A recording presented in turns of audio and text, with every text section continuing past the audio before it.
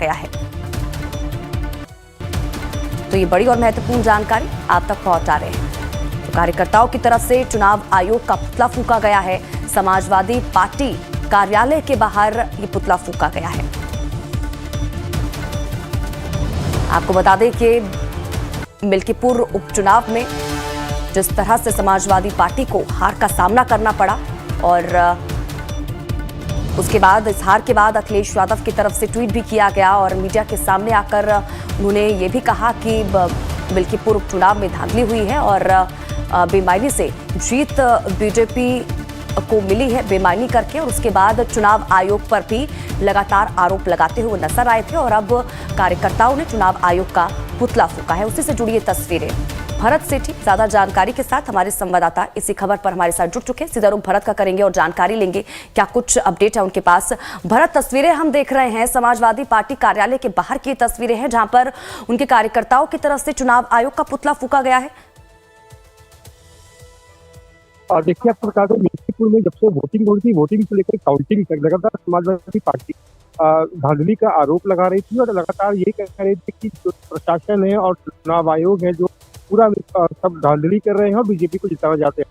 फिलहाल बीजेपी की बड़े अंतर से जीत हुई है, उसके बाद तमाम तरीके से विरोध जाहिर कर रहे हैं। पहले कफन लेकर समाजवादी पार्टी के मुखिया की फोटो आई थी, वायरल हुई थी। उसके बाद अब एक समाजवादी पार्टी के कार्यकर्ता ने समाजवादी पार्टी के प्रदेश कार्यालय के बाहर जो मुख्य चुनाव आयुक्त है राजीव कुमार, उनका पुतला फूंका है और उनके को पैरों से कुचलने का भी कोशिश की गई थी। फिलहाल वहाँ पर उस मौके पर पुलिस पहुंच गई, लेकिन जिस तरह से ये जीत हासिल हुई है, समाजवादी पार्टी लगातार ये धांधली का आरोप लगा रही है और ये कह रही है कि चुनाव आयोग माफी नहीं मांगे। गलती जो जिस तरीके से धांधली चुनाव आयोग ने की है बीजेपी के दबाव में, कहीं ना कहीं जीत उसी तरीके से मिली है। फिलहाल अब देखना ये होगा कि चुनाव आयोग इस पर क्या कार्रवाई करता है। लेकिन जिस तरीके से लगातार जो समाजवादी पार्टी के लोग आरोप लगा रहे हैं, ये जीत के बाद मिल्कीपुर की काउंटिंग हुई थी और वोटिंग से काउंटिंग तक लगातार ये हर अपना जो विरोध है वो जाहिर कर रहे हैं। और आज समाजवादी पार्टी के कार्यकर्ता प्रदेश कार्यालय के बाहर पहुंचते हैं और राजीव कुमार का पुतला फूंक देते हैं। जी, लेकिन भरत, ये पहली बार तो नहीं है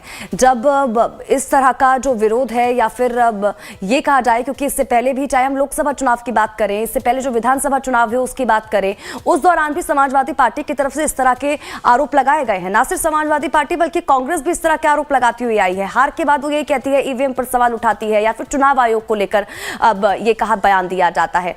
अब इस पूरे अगर चीज को देखें तो बीजेपी की तरफ से इसको लेकर अभी तक कुछ कहा गया है?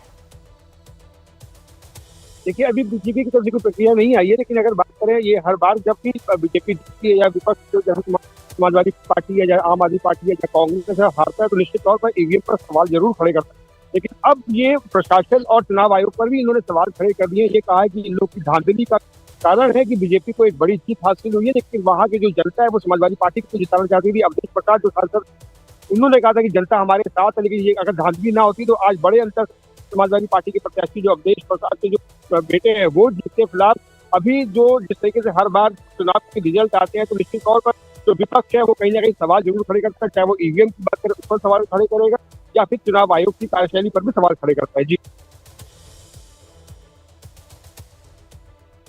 चलिए, बहुत बहुत शुक्रिया भरत इन तमाम जानकारी के लिए और हमारे साथ जुड़ने के लिए। आप नजर बनाए रखें, आपसे आगे भी जुड़ेंगे।